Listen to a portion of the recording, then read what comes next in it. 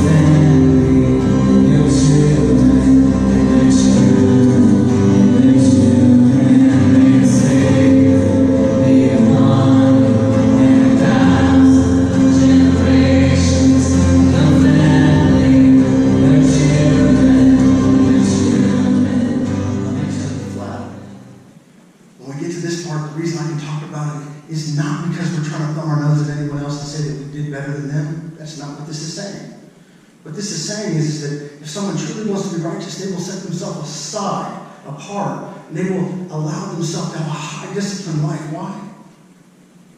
Because you serve God best when you're sober. There is no higher standard in my estimation than a man in this place decide not only to be right and righteous for himself, but for his family and for his children.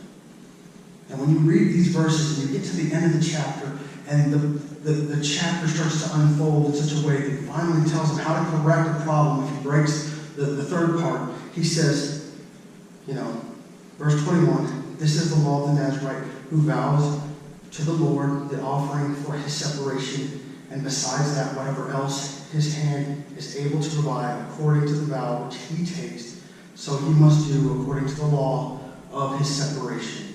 And then it turns. Verse 22. And the Lord spoke to Moses, saying,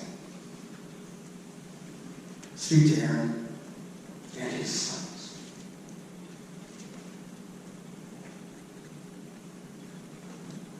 You don't think that God Almighty sees into the future and knows about your children? And he knows about your children's children? And he knows about their children and their children after that, and all these children?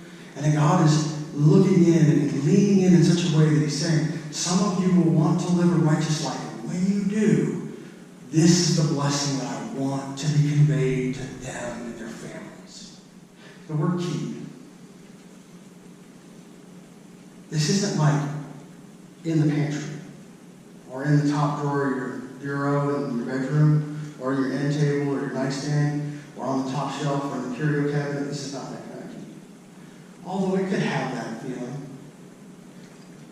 This is more like to be surrounded by thorns, to be gardened, pruned, to be manicured, to be well kept. May the Lord bless and may he preserve every part of you. May he keep you. I want you to think about this in terms of that if you want something for your children and you're a dad in this place, that you could have no greater thought in the whole world that the Lord would first bless them and he could preserve every part of their life. And we don't